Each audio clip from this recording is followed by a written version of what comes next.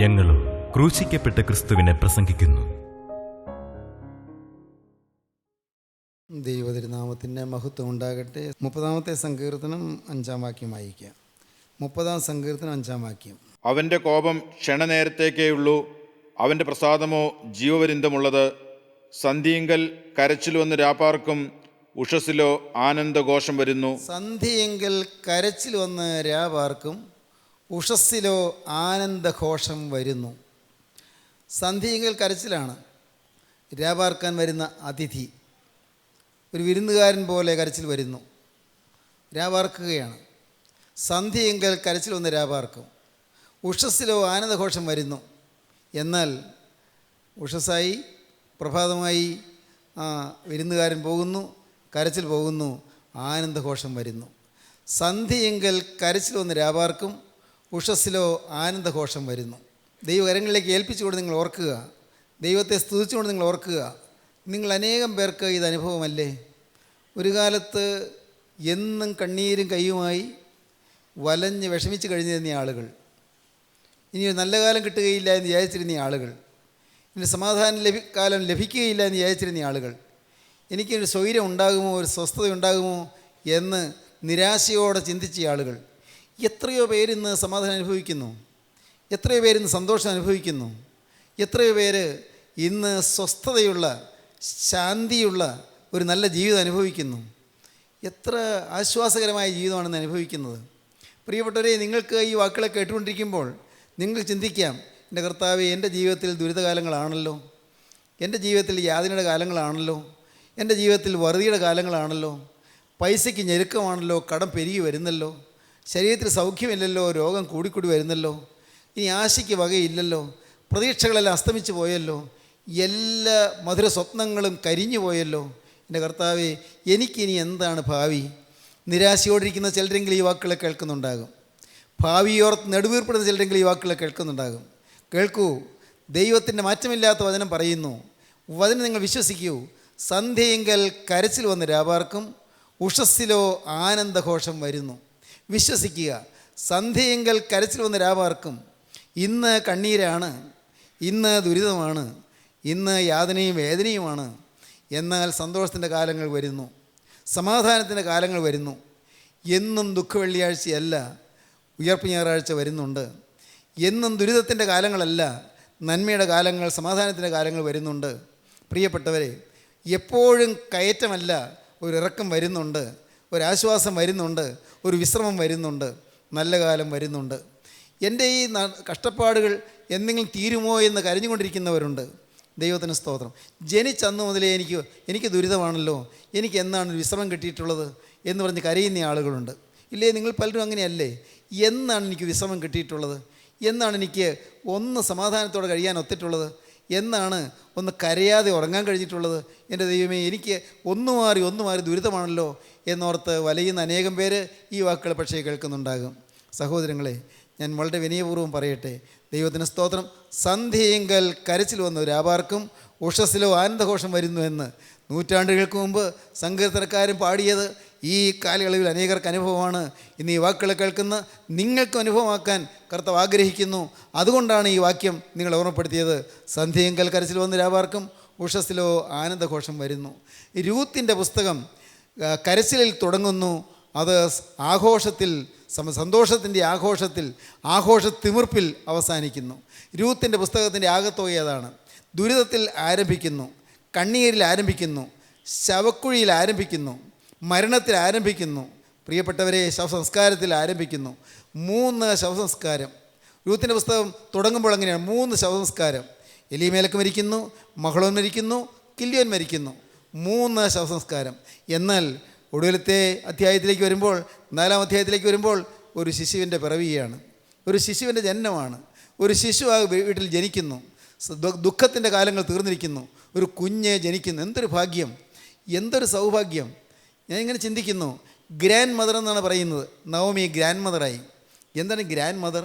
Grand എന്നുള്ള വാക്കിൻ്റെ ശരിയായ അർത്ഥം ബ്യൂട്ടിഫുൾ എന്നാണ്. ഗ്രാൻഡ് മഹത്വമേറിയത്. അത് വളരെ സുന്ദരമാണ്, അത് മഹാത്മ്യമേറിയതാണ്, അത് മഹത്വമേറിയതാണ്, അത് ശോഭനമാണ്. Grand mother. ഒരു പുരുഷനും ഒരു സ്ത്രീക്കും ലഭിക്കാവുന്ന ഒരു പദവിയാണ് ഒരു ഗ്രാൻഡ് ഫാദർ അല്ലെങ്കിൽ ഗ്രാൻഡ് മദർ എന്നുള്ള പദവി. ഈ യൗവനപ്രായത്തിലുണ്ടാകുന്ന മക്കൾ, സ്വന്തം മക്കൾ വാത്സല്യമാണ്, സ്നേഹമാണ്, മക്കൾ നമുക്ക് പ്രിയമാണ്, സംശയമില്ല. എന്നാൽ മക്കളോടുള്ള ആ സ്നേഹത്തിനേക്കാൾ എത്രയോ വലുതാണ് മക്കളോടുള്ളതായ സ്നേഹം, ഗ്രാൻഡ് ചിൽഡ്രനോടുള്ളതായ സ്നേഹം.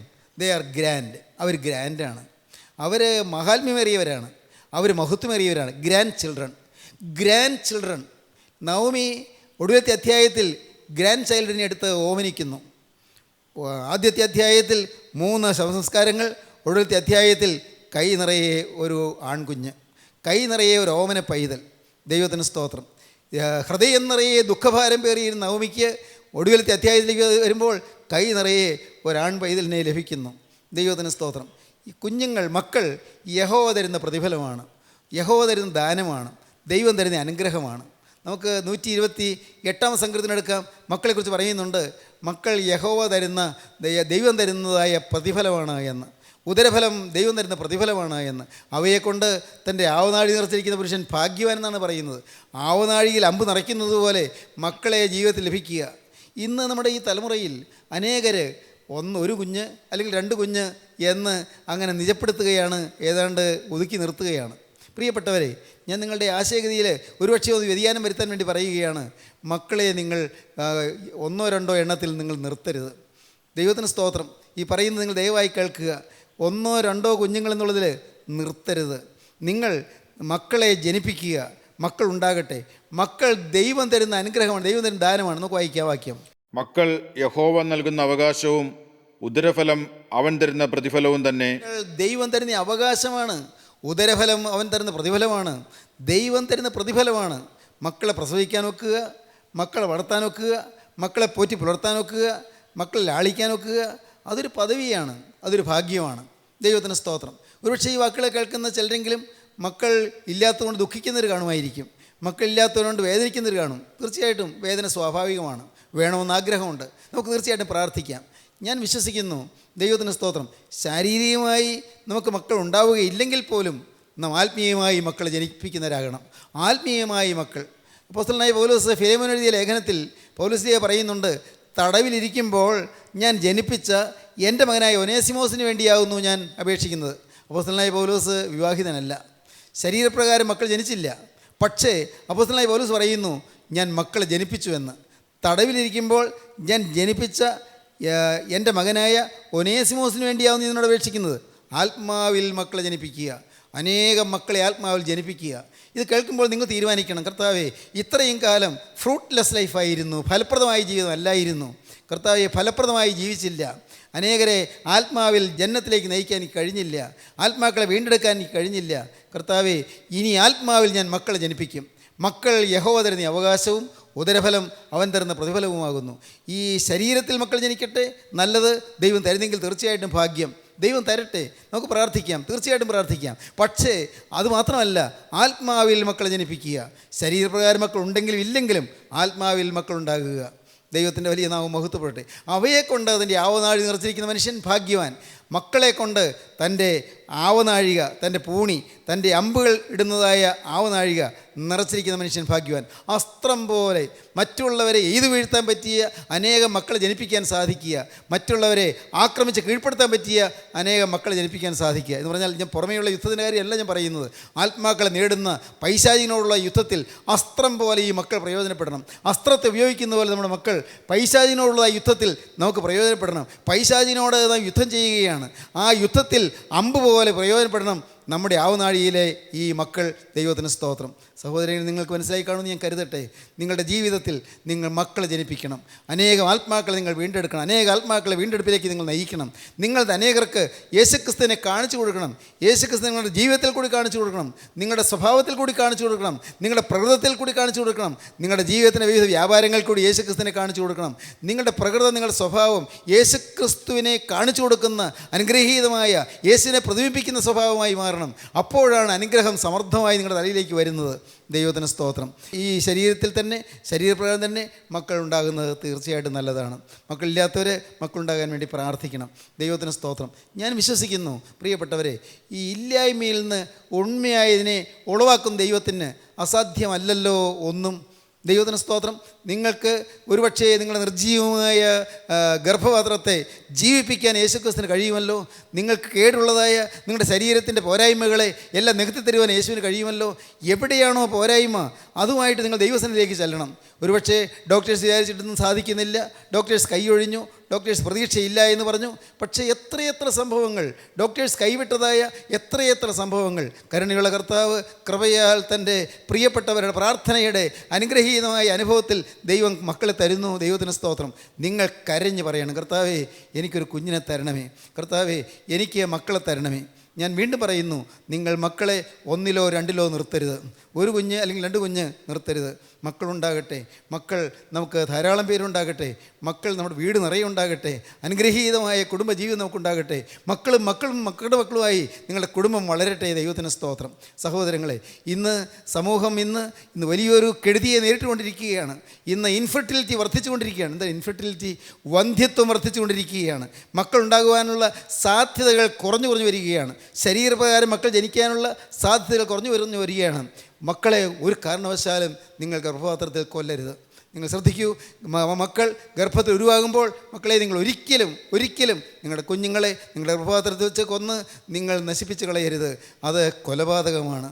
ജന്മം പ്രാപിച്ചോ ജീവൻ പ്രാപിച്ചോ ഒരു ശിശു നിങ്ങളുടെ ഗർഭത്തിൽ ഉരുവായോ അതിന് ഒരു കാരണവശാലും കൊല്ലരുത്. ദൈവം തന്ന ദാനമാണ്, ദൈവം തന്ന നിധിയാണ്, ദൈവം തന്ന സ്വത്താണ്. മക്കൾ ദൈവം തരുന്ന അനുഗ്രഹമാണ്. ഒരു കാരണവശാലും മക്കളെ നിങ്ങളുടെ ഗർഭപാത്രത്തിൽ വെച്ച് നശിപ്പിച്ച് കളയരുത്. അബോർഷൻ നടത്തരുതെന്ന് ഞാൻ പറഞ്ഞത് നിങ്ങൾക്ക് മനസ്സിലായോ? നിങ്ങൾ ഗർഭഛിദ്രങ്ങൾ നടത്തരുത്. ദൈവത്തിന് സ്തോത്രം. ഇതെല്ലാം അനുഗ്രഹീതമായ കാര്യങ്ങളാണ്. അനുഗ്രഹീതമായ ജീവിതം, ധന്യമായ ജീവിതം. നാം മക്കൾ ഉണ്ടായി കഴിയുമ്പോൾ നിങ്ങൾ ചിന്തിച്ച് നോക്കൂ.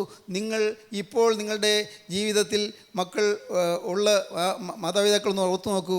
നിങ്ങളുടെ മക്കളെ കാണുമ്പോൾ അയ്യോ ഞാൻ എൻ്റെ കുഞ്ഞിനെ ഗർഭത്തിൽ വെച്ച് കൊന്നുപോയല്ലോ. പ്രിയപ്പെട്ടവരെ, അപ്പോൾ ഇതുപോലൊരു കുഞ്ഞായിരുന്നേനല്ലോ എൻ്റെ ആ കുഞ്ഞ്. ഇന്ന് നിങ്ങൾക്ക് മക്കൾ വലിയ സ്നേഹമല്ലേ, മക്കൾ നിങ്ങൾ ലാളിക്കുന്നില്ലേ, ഓമനിക്കുന്നില്ലേ? എന്നാൽ ഇതുപോലെ ഓമനിച്ച് ലാളിക്കേണ്ട ഒരു കുഞ്ഞിനെയാണല്ലോ ഞാൻ നശിപ്പിച്ച് കളഞ്ഞത്. പല കാരണങ്ങൾ നിങ്ങൾ പറയാൻ കാണുമായിരിക്കും. പക്ഷേ സ്നേഹിതരെ, ഒരു കാരണവശാലും നിങ്ങളുടെ ഗർഭത്തിൽ ഉരുവായ ശിശുവിനെ നിങ്ങൾ മരിപ്പിക്കരുത്, കൊല്ലരുത്, അതിനെ വധിച്ച് കളയരുത്. ദൈവത്തിന് സ്തോത്രം. മക്കൾ ദൈവം തരുന്ന അവകാശമാണ്. ഉദരഫലം അവൻ തരുന്ന പ്രതിഫലവുമാണ്. അവയെക്കൊണ്ട് തൻ്റെ ആവനാഴി നിറച്ചിരിക്കുന്ന പുരുഷൻ ഭാഗ്യവാൻ. ഇവിടെ നവമിക്ക് ജീവിതത്തിൽ ഒരു കുഞ്ഞിനെ ലഭിച്ചു. നവമിയുടെ മരുമകളായ രൂത്ത് ഒരു കുഞ്ഞിനെ പ്രസവിച്ചു. ഓബേദ് എന്നാണ് അവൻ്റെ പേര്. ഓബേദ് ഒരു അനുഗ്രഹപാത്രമാണ്. അവനെ ആ അമ്മ ലാളിക്കുമ്പോഴെല്ലാം അവനെക്കുറിച്ച് എന്തെല്ലാം പ്രതീക്ഷകളാണ് പുലർത്തുന്നത്. ഇപ്പോൾ ഒരു കുഞ്ഞിനെയാണ് കാണുന്നത്, ഒരു പിഞ്ചു കുഞ്ഞ്. ആ കുഞ്ഞ് അമ്മയുടെ കൈകാലിട്ടടിച്ച് ചിരിക്കുകയോ കരയുകയോ ചെയ്യുന്നൊരു കുഞ്ഞ്. ആ കുഞ്ഞ് ഇന്ന് ഒരു ശിശുവായിട്ട് കിടക്കുന്നു. എന്നാൽ ആ അമ്മ മുൻകൂട്ടി കാണുകയാണ്. എന്താണ് കാണുന്നത്? വരാൻ പോകുന്ന കാലത്ത് ഇത് യേശുക്രിസ്തുവിൻ്റെ വംശാവലി പട്ടികയിൽ ഉന്നത സ്ഥാനം പ്രാപിക്കാൻ പോകുന്നു. ദൈവത്തിന് സ്തോത്രം. ഈ ഓബേദ് ഇശ്ശായിയെ ജനിപ്പിക്കുന്നു, ഇശ്ശായി ദാവീദിനെ ജനിപ്പിക്കുന്നു, ദാവീദിൻ്റെ 14ാം തലമുറയിൽ യേശുക്രിസ്തു ജനിക്കുന്നു. ഒരു ശിശു, ഇപ്പോൾ കാണുന്നൊരു ശിശുവാണ്. എന്നാൽ ഈ ശിശു എന്തായി തീരാൻ പോവുകയാണ്? യേശുക്രിസ്തുവിൻ്റെ ആ വംശാവലി പട്ടികയിലെ ഒരു മുത്തശ്ശനായി തീരാൻ പോകുന്നു. ദൈവത്തിന് സ്തോത്രം. ഈ ഓബേദ്, ഈ ശിശു അവൻ വളർന്നു വരുന്നു. അവൻ പിന്നീട് ഇശ്ശായി ജനിപ്പിക്കുന്നു, ഇശ്ശായി ദാവീദിനെ ജനിപ്പിക്കുന്നു. ദൈവത്തിന് സ്തോത്രം. ദാവീദിൻ്റെ പേരും വംശവും ശുഭ്രമായ ഉദയനക്ഷത്രവുമായി കർത്താവായ യേശുക്രിസ്തു ജനിക്കുന്നു. ദൈവത്തിന് സ്തോത്രം. എത്ര ഉന്നതമായൊരു സ്ഥാനത്താണ് ഈ കുഞ്ഞ് വരാൻ പോകുന്നത്. ആ കുഞ്ഞിനെ ലാളിക്കുമ്പോൾ അമ്മ ഇതൊന്നും അറിയുന്നില്ല. ആ കുഞ്ഞിനെ ഓമനിക്കുമ്പോൾ ആ വല്യമ്മ ഇതൊന്നും അറിയുന്നില്ല. ദൈവത്തിന് സ്തോത്രം. ഈ കുഞ്ഞിനെ കൈത്തലത്തിൽ എഴുതിക്കൊണ്ട് ദൈവത്തെ സ്തുതിക്കുന്നുണ്ടാകും. എൻ്റെ കർത്താവേ, നീ ഒരു കുഞ്ഞിനെ തന്നല്ലോ. ഉറങ്ങിപ്പോയ വീട്ടിൽ നീ എനിക്ക് ഉണർവ് തന്നല്ലോ. കർത്താവേ, ദുഃഖം തളം കെട്ടിയ വീട്ടിൽ നീ എനിക്ക് പ്രസാദാത്മകത്വം തന്നല്ലോ. കർത്താവേ, പ്ലസൻനെസ് നഷ്ടപ്പെട്ടു പോയ വീട്ടിൽ, ബിറ്റർനെസ് മാത്രമായ വീട്ടിൽ നീ പ്ലസൻനെസ് തന്നല്ലോ. Bitterness change pleasantness. ദൈവത്തിന് സ്തോത്രം. ബിറ്റർനെസ് മാറി, കയ്പ് മാറി, പ്ലസൻനെസ് പ്രസാദാത്മകത്വം തന്നു, സന്തോഷം തന്നു. ദൈവത്തിന് സ്തോത്രം. ഇന്നിത് കേൾക്കുമ്പോൾ എൻ്റെ സഹോദരങ്ങളെ, സന്ധ്യയെങ്കൽ കരച്ചിൽ വന്ന് രാപാർക്കും, ഉഷസ്സിലോ ആനന്ദഘോഷം വരുന്നു. നിങ്ങൾക്ക് ഇന്ന് ദുഃഖമാണ്, ഇന്ന് നിങ്ങൾക്ക് ദുരിതമാണ്, ഇന്ന് നിങ്ങൾക്ക് പലതിലും പോരായ്മയുണ്ട്, പലതിലും നിങ്ങൾക്ക് കുറവുണ്ട്, പലതിൽ നിങ്ങൾ വേദനിക്കുന്നുണ്ട്, പലതിൽ നിങ്ങൾ നെടുവീർപ്പെടുന്നുണ്ട്. എന്നാൽ കേൾക്കൂ, ഒരു നല്ല കാലം നിങ്ങൾക്ക് വരാൻ പോകുന്നു, സമാധാനകാലം നിങ്ങൾക്ക് വരാൻ പോകുന്നു, ആശ്വാസത്തിൻ്റെ കാലങ്ങൾ വരാൻ പോകുന്നു. ദൈവത്തിന് സ്തോത്രം. ഇന്നത്തെ ഇന്നത്തെ ഈ ദുഃഖങ്ങളെല്ലാം മാറി മറയും. ഇന്നത്തെ ഈ ദുരിതങ്ങളെല്ലാം മാറി മറയും. സ്നേഹിത, നിൻ്റെ ശരീരത്തിൽ നിന്നുള്ള ഈ രോഗം മാറും. യേശുക്രിസ്തുവിൻ്റെ ദയാദൃഷ്ടി ഒന്ന് പതിഞ്ഞാൽ മതി, നിൻ്റെ രോഗം പറന്നു പോകും. ദൈവത്തിന് സ്തോത്രം. സഹോദരി, ഇന്നത്തെ ഇതിന് കുടുംബത്തിലെ സ്വൈരക്കേടും കുടുംബത്തിലെ വഴക്കും ബഹളവും തർക്കവും വിതർക്കവും ഇന്നത്തെ കുടുംബ ക്ലേശങ്ങളും എല്ലാം മാറും. എല്ലാം മാറി ഒരു നല്ല കാലം നിനക്ക് ലഭിക്കും. ദൈവത്തിന് സ്തോത്രം. അതിനെന്താണ് വേണ്ടത്? നിങ്ങളുടെ വീട്ടിൽ യേശുക്രിസ്തുവിൻ്റെ കരം നിങ്ങളുടെ വീട്ടിൽ അത്ഭുതം പ്രവർത്തിക്കണം. വിട്ടുകൊടുക്കണം യേശുവിന് പ്രവർത്തിക്കാൻ. ഇന്ന് യേശുവിന് പ്രവർത്തിക്കണമെന്നുണ്ട്, പക്ഷേ യേശുവിന് തൊടാൻ പറ്റുന്നില്ല. യേശുക്രിസ്തു നിങ്ങളെ തൊടണമെന്നുണ്ട്, യേശുക്രിസ്തു നിങ്ങളെ അനുഗ്രഹിക്കണമെന്നുണ്ട്, പക്ഷേ യേശുക്രിസ്തു നിങ്ങളെ അനുഗ്രഹിക്കാൻ സാധിക്കുന്നില്ല. നിങ്ങൾക്ക് എല്ലാ അനുഗ്രഹവും തരാനാണ് കർത്താവ് ആഗ്രഹിക്കുന്നത്. ഒന്നും കർത്താവ് തടഞ്ഞു വയ്ക്കുന്നില്ല. എല്ലാം മറുപടിയായി തരാനാണ് കർത്താവ് ആഗ്രഹിക്കുന്നത്. പക്ഷേ ഇന്ന് കർത്താവിന് കയറി പിടിക്കാൻ പറ്റുന്നില്ല. കാരണം നിങ്ങളെ പിടിച്ചിരിക്കുന്ന ഒരു ഘോര ശത്രുവുണ്ട്. ഒരു പിശാച് നിങ്ങളെ പിടിച്ചു വെച്ചിരിക്കുകയാണ്. അവൻ നിങ്ങളെ തടഞ്ഞു വെച്ചിരിക്കുകയാണ്. നിങ്ങളെ വിട്ടുകൊടുക്കുകയില്ലെന്ന് പറഞ്ഞുകൊണ്ട് അവൻ നിങ്ങളെ കെട്ടിയിട്ടിരിക്കുകയാണ്. അവൻ നിങ്ങളെ പൂട്ടിയിട്ടിരിക്കുകയാണ്. അവൻ്റെ ഭീകരമായ ഇരുമ്പോടാമ്പലുകളിൽ ബന്ധിച്ച് അവൻ നിങ്ങളെ തകർത്ത് അവൻ നിങ്ങളെ നശിപ്പിച്ചു കൊണ്ടിരിക്കുകയാണ്. ദൈവത്തിന് സ്തോത്രം. പിശാച് അവകാശം പറയുമ്പോൾ യേശു നിസ്സഹായനായി നോക്കി നിൽക്കും. കാരണം അവൻ അവകാശം പറയാനുള്ള പാവം നിങ്ങളിലുണ്ട്. പിശാചിന് അവകാശം പറയാനുള്ള പാവം നിങ്ങളിലുള്ളതുകൊണ്ട് യേശു ക്രിസ്തുവിന് ഒന്നും ചെയ്യാൻ സാധിക്കുന്നില്ല. കർത്താവ് മാത്രമേ പറയുന്നുള്ളൂ, എനിക്ക് മോനെ നിന്നെ തൊടണമെന്നുണ്ട്, മോളെ എനിക്ക് നിന്നെ അനുഗ്രഹിക്കണമെന്നുണ്ട്. പക്ഷേ ഞാൻ എങ്ങനെ നിന്നെ അനുഗ്രഹിക്കും? എങ്ങനെ നിന്നെ തൊടും? നിന്നിൽ അശുദ്ധിയുണ്ടല്ലോ. അശുദ്ധിയുള്ളിടത്ത് എനിക്ക് തൊടാൻ നിർവാഹമില്ല. നിന്നിൽ പിശാചിന് അവകാശമുണ്ടല്ലോ. ശത്രു അവകാശം പറയുന്നിടത്ത് എനിക്ക് നിന്നെ തൊടാൻ നിർവാഹമില്ല. കുഞ്ഞെ, നിൻ്റെ ജീവിതത്തിൽ നീ തന്നെ സ്വന്തം ബുദ്ധി കൊണ്ട്, സ്വന്തം ചിന്ത കൊണ്ട്, സ്വന്തം ഇച്ഛാശക്തി കൊണ്ട് നീ ദുഷ്ടനെ മാറ്റിക്കളയുക. നീ പാപത്തെ വിട്ടുകളയുക. പിശാചിന് അവകാശമുള്ളത് അവിടെ നീ പറിച്ചെറിഞ്ഞു കളയുക. അവിടെ നീ കത്തിവെക്കുക. അവിടെ നീ മുറിച്ച് കളയുക. എന്താണോ നിൻ്റെ ജീവിതത്തിൽ എനിക്ക് തൊടാൻ പറ്റാത്തതായിട്ടുള്ളത് അത് നീ മാറ്റിക്കളയുക. ഒട്ടും സംശയിക്കേണ്ട. അപ്പോൾ ഞാൻ നിന്നെ തൊടാം, ഞാൻ നിന്നെ അനുഗ്രഹിക്കാം. ഇല്ലായ്മയിൽ നിന്ന് ഉണ്മയായതിനെ ഉളവാക്കുന്ന നിത്യനായ ദൈവം അത്ഭുതം പ്രവർത്തിക്കുമെന്നാണ് പറയുന്നത്. ദൈവത്തിന് സ്തോത്രം. ചെങ്കടൽ പിളർന്നവന് അസാധ്യമായി എന്തുണ്ട് പ്രിയപ്പെട്ടവരെ? ദൈവത്തിന് സ്തോത്രം. ചെങ്കടലിൽ ചെങ്കൽപ്പാതി ഒരുക്കിയവന് അസാധ്യമായിട്ട് എന്തുണ്ട്? നിങ്ങൾ ചിന്തിച്ചിട്ടുണ്ടോ? നിങ്ങൾ പറയണം, ദൈവത്തോട് പറയണം, കർത്താവേ, നീ ചെങ്കടലിനെ ഉണങ്ങിയ നിലമാക്കിയല്ലോ. ചെങ്കടൽ നിറഞ്ഞു കിടന്ന കടല്, അലമാലകളിൽ തിരത്തല്ലിയിരുന്ന കടല് കർത്താവേ. എന്നാൽ ആ കടല് ആ ഭാഗം മുഴുവൻ 1-2 മൈലല്ലോ 600,000 സഞ്ചരിച്ച് പോകാൻ തക്കവണ്ണം നല്ല ഉണങ്ങിയ നിലമാക്കിയ ജീവനുള്ള ദൈവമേ, ചെളിയൊന്നുമില്ലാതെ മുഴുവൻ ഉണങ്ങിയ നിലമാക്കി തീർത്ത കർത്താവേ, നിനക്ക് അസാധ്യമായിട്ട് ഒന്നുമില്ലല്ലോ. ആ ചരിത്ര സത്യം ഞാൻ വിശ്വസിക്കുന്നു. കർത്താവേ, ഞാനിതാ എന്നെ നിനക്ക് തരുന്നു. എന്നെ നീ ഒന്ന് തൊടണമേ കർത്താവേ. എൻ്റെ മേൽ നീ ഒന്ന് ചവിട്ടി ഇറങ്ങണമേ കർത്താവേ. എൻ്റെ മേൽ നീ ഒന്ന് ചവിട്ടി നിൽക്കണമേ കർത്താവേ. ഏലിയാവിൻ്റെ പ്രാർത്ഥന കേട്ടുകൊണ്ട് സ്വർഗ്ഗത്തിൽ നിന്ന് ഭൂമിയിലേക്ക് അഗ്നി ഇറക്കിയ നിത്യനായ ദൈവമേ, നിനക്ക് അസാധ്യമായിട്ട് എന്തുള്ളൂ കർത്താവേ? നിനക്ക് അസാധ്യമായിട്ട് ഒന്നുമില്ലല്ലോ. എൻ്റെ ജീവിതത്തിൽ നീ പ്രവർത്തിക്കണം. ഞാൻ അനുഭവിക്കുന്ന ഈ ക്ലേശം, ഞാൻ അനുഭവിക്കുന്ന ഈ പ്രശ്നം, ഞാൻ അനുഭവിക്കുന്ന ഈ പ്രതിസന്ധി എൻ്റെ കർത്താവേ നീ അറിയുന്നല്ലോ. നിനക്ക് അറിയാത്തതല്ലല്ലോ. ഈ പ്രതിസന്ധിക്ക് നീ ഒരു പരിഹാരം തന്നേ നോക്കൂ കർത്താവേ. അല്ലാതെ ഞാൻ എന്ത് ചെയ്യും? ഞാൻ നിസ്സഹായനല്ലോ, ഞാൻ കഴിവില്ലാത്തനല്ലോ, ഞാൻ ബലഹീനല്ലോ, ഞാൻ സാധു മനുഷ്യനല്ലോ, എനിക്കൊന്നിനും കഴിവില്ലല്ലോ കർത്താവേ, നിസ്സഹായനാണ്. നിങ്ങൾ ദൈവത്തോട് പറയണം. അപ്പോൾ നിത്യനായ ദൈവം കടന്നു വന്ന് നിങ്ങളെ പിടിക്കും. അവൻ അത്ഭുതം പ്രവർത്തിക്കും. യോർദാൻ വറ്റിച്ചവന് അസാധ്യമായിട്ട് എന്തുണ്ട്? ദൈവത്തിന് സ്തോത്രം. ദൈവത്തിൻ്റെ വലിയ നാമം മഹത്വപ്പെടട്ടെ. യോർദാൻ വറ്റിച്ച ദൈവം. നിങ്ങൾ പറയണം, അവകാശം പറഞ്ഞ് ചോദിക്കണം, കർത്താവേ നീ യോർദാൻ വറ്റിച്ചവനല്ലോ. ദൈവത്തിന് സ്തോത്രം. യോർദാൻ ആറ്, കര കവിഞ്ഞൊഴുകുന്ന ആറ്, അത് വറ്റിച്ച് തൻ്റെ ജനത്തിന് നടന്നു പോകുവാൻ കർത്താവേ നീ വഴി ഒരുക്കിയല്ലോ. ദൈവമേ നിനക്ക് സ്തുതി. കർത്താവിന് സ്തോത്രം. ദൈവത്തിന് വലിയ നാമം മഹത്വപ്പെടട്ടെ. പാറയിൽ നിന്ന് വെള്ളം പുറപ്പെടുവിച്ചവന് ഒരിറ്റ് വെള്ളമല്ല, ഒരു ബക്കറ്റ് വെള്ളമല്ല, 600,000 കുടിക്കാൻ പാകത്തിന് ഒരു വലിയ വലിയ കനാൽ സിസ്റ്റം മരുഭൂമിയിൽ, സീനായ് മരുഭൂമിയിൽ തുറന്നു കൊടുത്ത ദൈവം. ദൈവത്തിന് സ്തോത്രം. വലിയൊരു കനാൽ സിസ്റ്റം ഒരു പാറയിൽ നിന്ന്, ഒരു പാറയിലേക്ക്, ദൈവത്തിന് സ്തോത്രം, പാറയിലേക്ക് തൊടുക പോലും ചെയ്യാതെ, പാറയിലൊന്ന് സ്പർശിക്കുക പോലും ചെയ്യാതെ പാറയിൽ നിന്ന് ഇതാ വെള്ളം പൊട്ടിപ്പുറപ്പെടുന്നു. പാറയിൽ നിന്ന് വെള്ളമോ? ഈ കരിമ്പാറയിൽ നിന്ന് വെള്ളമോ? ദൈവത്തിന് സ്തോത്രം. ഒരു പ്രതീക്ഷയില്ലാത്തിടത്ത് വെള്ളം പൊട്ടിപ്പുറപ്പെടും. ഹല്ലേലൂയ. ദൈവത്തിന് സ്തോത്രം. ഒരു പ്രതീക്ഷയുമില്ല. കുഞ്ഞെ, നിനക്ക് ഇപ്പോൾ പ്രതീക്ഷയെല്ലാം നശിച്ചിരിക്കുകയാണ്. മോനെ, നിനക്ക് പ്രതീക്ഷകൾ നശിച്ചിരിക്കുകയാണ്. ഇവർക്ക് ആ പാറയല്ലേ, ഇവിടെ ഉണ്ടോ വെള്ളം കിട്ടാൻ പോകുന്നു. ദൈവത്തിന് സ്തോത്രം. മോളെ, നീ ഇന്ന് വിഷമിച്ചിരിക്കുകയാണ്. കേൾക്കൂ, ഈ പാറയിൽ നിന്ന് ജീവനുള്ള ദൈവം വെള്ളം പുറപ്പെടുവിക്കും. 600,000 6 ലക്ഷം പേർക്ക് സുഭിക്ഷമായി കുടിക്കാൻ തക്കവണ്ണം വെള്ളം പുറപ്പെടും. ദൈവത്തിന് സ്തോത്രം. എന്തുകൊണ്ട്? കരുണയുള്ള കർത്താവ് പ്രവർത്തിച്ചാൽ നിറവടിയായിട്ടാണ് തരുന്നത്. അവൻ കുറച്ചായിട്ടല്ല, അവൻ പിശുക്കായിട്ടല്ല തരുന്നത്. അവൻ സമൃദ്ധമായിട്ട് തരും. അമർത്തി കുലുക്കി കവിയുന്ന ഒരു നല്ല അളവായി തരുന്നതിനാണ് അവൻ. നിങ്ങൾ ചോദിച്ചു വാങ്ങണം. ദൈവത്തിന് സ്തോത്രം. ചോദിച്ചു വാങ്ങണം. എൻ്റെ കർത്താവിന് സ്തോത്രം. ദൈവത്തിൻ്റെ വലിയ നാമം മഹത്വപ്പെടട്ടെ. യിരെമ്യാ പ്രവചനം 33 അധ്യായം 3 വാക്യം വായിക്കാം. യിരെമ്യാ 33:3. യിരെമ്യാ എന്ത് പറയുന്നു? ദൈവത്തിന് സ്തോത്രം. നിങ്ങൾ ചോദിപ്പീൻ, അവൻ നമുക്ക് അത്ഭുതകരമായി അവൻ മറുപടി തരും. യിരെമ്യാ 33:3. എന്നെ വിളിച്ചപേക്ഷിക്ക, ഞാൻ നിനക്ക് ഉത്തരമരുളും. നീ അറിയാത്ത മഹത്തായും അഗോചരവുമായുള്ള കാര്യങ്ങളെ ഞാൻ നിന്നെ അറിയിക്കും. നീ അറിയാത്ത മഹത്തായ കാര്യങ്ങളെ ഞാൻ നിന്നെ അറിയിക്കും. അഗോചരമായ കാര്യങ്ങൾ അഗോചരം, അൺറീച്ചബിൾ, അഗോചരമായ കാര്യങ്ങൾ ഞാൻ അറിയിക്കും. നീ ഇതുവരെ എത്തിപ്പെടാത്തതായ കാര്യങ്ങൾ ഞാൻ നിന്നെ അറിയിക്കും. നീ അറിയാത്തത് അഗോചരമായ കാര്യങ്ങൾ ഞാൻ നിന്നെ അറിയിക്കും. ദൈവത്തിന് സ്തോത്രം. ഗുപ്ത നിധികളെ, ഗുപ്ത നിക്ഷേപങ്ങളെ ഞാൻ നിനക്ക് തരും. ഗോപനം ചെയ്യപ്പെട്ട, മറച്ചു വയ്ക്കപ്പെട്ട നിധികൾ ഞാൻ നിനക്ക് തരും. ഇന്ന് എല്ലാവർക്കും ആ നിധി മറഞ്ഞിരിക്കുകയാണ്. എന്നാൽ ഞാൻ നിനക്ക് ഗുപ്ത നിധികളെ നിനക്ക് തരും. ഗോപനം ചെയ്യപ്പെട്ട, മറച്ചു വയ്ക്കപ്പെട്ട നിധികളെ ഞാൻ നിനക്ക് തരും. ഗുപ്ത നിക്ഷേപങ്ങളെ ഞാൻ നിനക്ക് തരും. ദൈവത്തിന് സ്തോത്രം. പലർക്കും ഇന്ന് മറഞ്ഞിരിക്കുകയാണ്. എന്നാൽ പാവപ്പെട്ട വിശ്വാസിക്ക് ദൈവം തുറന്നു തരും. ദൈവത്തിന് സ്തോത്രം. ദൈവമക്കളെ, നിങ്ങൾക്ക് മനസ്സിലായോ?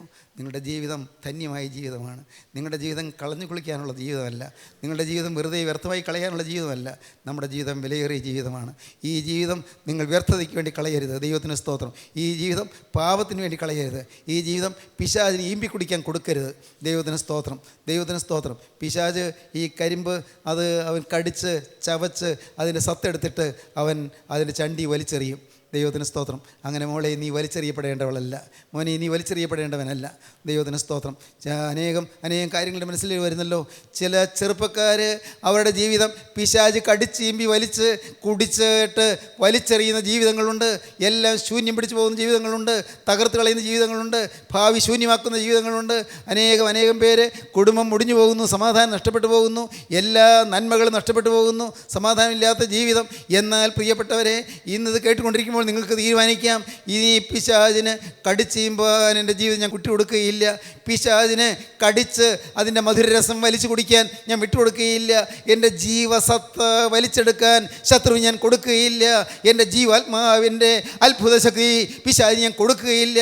ദൈവനിൽ ഒരു ഗുപ്ത നിക്ഷേപം വെച്ചിരിക്കുകയാണ്. ദൈവനിൽ ഒരു വലിയ അനുഗ്രഹീത നിക്ഷേപം അവൻ തന്നിരിക്കുകയാണ്. ഈ നിധി മറ്റാർക്കും കൊടുക്കാൻ കൊടുക്കുകയില്ല. ഒരു അന്യ സ്ത്രീക്കോ അന്യ പുരുഷനോ കൊടുക്കാൻ പറ്റുകയില്ല. ഇത് യേശുവിന് മാത്രമുള്ളതാണ്. ഈ ശരീരം യേശുവിൻ്റേതാണ്. യേശുവിൻ്റെ പരിശുദ്ധാത്മാവിന് കുടിയിരിപ്പ് ഭവനമാണ്. ഇത് യേശുവിന് മാത്രമായി വിൽക്കപ്പെട്ട ഭവനമാണ്. ഇത് യേശുവിൻ്റെ മാത്രമാണ്. യേശു വിലയ്ക്ക് വാങ്ങിയതാണ്. അരുതാത്തൊരു വാക്ക് ഈ നാവിൽ വരികയില്ല. അരുതാത്ത ഒരു നോട്ടം ഈ കണ്ണിൽ വരികയില്ല. അരുതാത്തൊരു ആഗ്രഹം ഹൃദയത്തിൽ വരികയില്ല. അരുതാത്തൊരു ചിന്ത ഈ മനസ്സിൽ വരികയില്ല.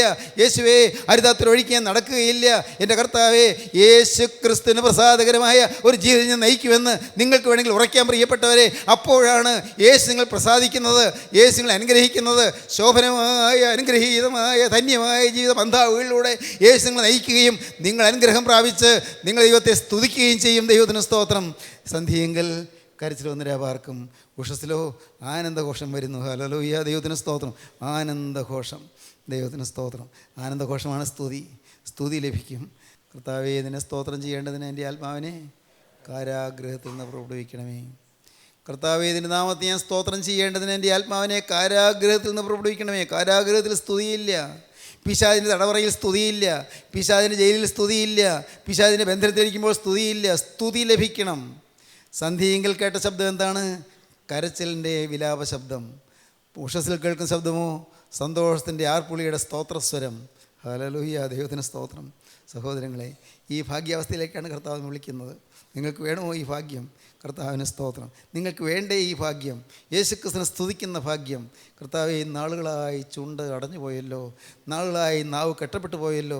സ്തുതി, ആത്മാവിന് സ്തുതി നിലച്ചു പോയല്ലോ. നിങ്ങൾ ദൈവത്തോട് പറയണം, കർത്താവേ, എൻ്റെ കണ്ണീര് വറ്റിപ്പോയല്ലോ. കർത്താവേ, എനിക്ക് തകർന്ന ഹൃദയത്തോടെ കരഞ്ഞ് പ്രാർത്ഥിക്കാൻ പറ്റുന്നില്ലല്ലോ. കർത്താവേ, എൻ്റെ ദൈവമേ, മുമ്പ് ദൈവത്തിന് വചനം കേൾക്കുമ്പോൾ തന്നെ ഞാൻ കരഞ്ഞു തുടങ്ങിയിരുന്നു. ഇപ്പോൾ കരച്ചിൽ എവിടെ പോയി? കർത്താവേ, എൻ്റെ ആത്മാവ് മരവിച്ചിരിക്കുന്നല്ലോ. എൻ്റെ ആന്തരാത്മാവ് കെട്ടപ്പെട്ടിരിക്കുന്നല്ലോ. ശത്രുവിൻ്റെ പിടിയിൽ ഞാൻ അമർന്നു പോയല്ലോ. കർത്താവേ, എന്നെ നീ ഉരുക്കണമേ. എന്നെ നീ തുടയ്ക്കണമേ. എന്നെ ഉടച്ച് വാർക്കണമേ. കർത്താവേ, എന്നെ നീ നുറുക്കണമേ. കർത്താവേ, തകർന്നത് നുറുങ്ങിയതുമായ ഹൃദയത്തെ ദൈവമേ നീ നിരസിക്കുന്നില്ലല്ലോ. നാഥ, എന്നെ പാപബോധം കൊണ്ട് നിറയ്ക്കണമേ. പാപബോധം എനിക്ക് തരണമേ. പാപബോധം, കുറ്റബോധം എനിക്ക് തന്ന് എന്നെ അനുഗ്രഹിക്കണമേ. നിങ്ങൾ പ്രാർത്ഥിക്കൂ പ്രിയപ്പെട്ടവരെ. സന്ധ്യയെങ്കിൽ കരച്ചിൽ വന്ന് രാപാർക്കും, ഉഷസ്സിലോ ആനന്ദഘോഷം വരുന്നു. ദൈവത്തിന് സ്തോത്രം. 1-ാം അധ്യായത്തിൽ കരച്ചിൽ, 4-ാം അധ്യായത്തിൽ ആനന്ദഘോഷം. കർത്താവിന് സ്തോത്രം. സൗഭാഗ്യമായ ജീവിതം. 1-ാം അധ്യായത്തിൽ ബിറ്റർനെസ്, 4-ാം അധ്യായത്തിൽ ബ്ലെസഡ്നെസ്. ദൈവത്തിന് സ്തോത്രം. ദൈവത്തിന് വലിയ നാമം മഹത്വപ്പെടട്ടെ. എൻ്റെ കർത്താവിന് സ്തോത്രം. ദൈവത്തിന് സ്തോത്രം. 1-ാം അധ്യായത്തിൽ ഫിണറൽ, 4-ാം അധ്യായത്തിൽ ഫെസ്റ്റിവൽ. ഹല്ലേലൂയ. ദൈവത്തിന് സ്തോത്രം. ദൈവത്തിന് സ്തോത്രം. 1-ാം അധ്യായത്തിൽ ടിയേഴ്സ്, 4-ാം അധ്യായത്തിൽ ട്രയംഫ്. ഹല്ലേലൂയ. ദൈവത്തിന് സ്തോത്രം. പ്രിയപ്പെട്ടവരെ, നിങ്ങൾക്ക് നേടാം ഇത് ഈ മഹാഭാഗ്യം. ദൈവം നിങ്ങളെ അനുഗ്രഹിക്കട്ടെ. തീരുമാനമെടുക്കൂ. യേശുവിൻ്റെ കരങ്ങളിൽ കൊടുക്കൂ. തിരക്തത്താൽ കഴുകൽ പ്രാപിക്കൂ. യേശു ക്രിസ്തുവിൻ്റെ ചങ്കിൽ നിന്നൊഴുകിയ തിരക്തത്താൽ കഴുകൽ പ്രാപിക്കൂ. വിശുദ്ധിയെ തേയ്ക്കൂ. കർത്താവിന് വേണ്ടി ഒരുങ്ങൂ. ക്രിസ്തു രണ്ടാമത്തെ ഒരുവിന് വേണ്ടി ഒരുങ്ങൂ. നിങ്ങളെ തന്നെ സമർപ്പിക്കൂ. പ്രാർത്ഥിക്കാം. കർത്താവേ, കരുണയുള്ള ദൈവമേ, തന്ന അനുഗ്രഹകരമായ ദൂതുകൾക്കായി സ്തോത്രം. നിൻ്റെ മക്കളെ തൊട്ടതിനായി സ്തോത്രം. എല്ലാവരെയും തഴുകിയതിനായി സ്തോത്രം. അപ്പോൾ ഈ മക്കളെ അനുഗ്രഹിക്കണമേ കർത്താവേ. എല്ലാവരെയും വാഴ്ത്തണമേ കർത്താവേ. എല്ലാവരും സന്തോഷകാലങ്ങൾ അനുഭവിപ്പാൻ കർത്താവേ, സൗഭാഗ്യകാലങ്ങൾ അനുഭവിക്കുവാൻ, ഈ ലോകത്തിൽ തന്നെ സൗഭാഗ്യകാലം തുടങ്ങുവാൻ, ഈ ലോകത്തിൽ ഈ ഭൂമിയിൽ തന്നെ സ്വർഗം തുടങ്ങുവാൻ കർത്താവേ, കടന്നു വരുമ്പോൾ നിത്യസ്വർഗത്തിലേക്ക് പ്രവേശിക്കുവാൻ എല്ലാവർക്കും ഭാഗ്യം നൽകണമേ. അനുഗ്രഹിക്കണമേ. യേശുവിൻ നാമത്തിൽ തന്നെ. ആമീൻ. ഹല്ലേലൂയ.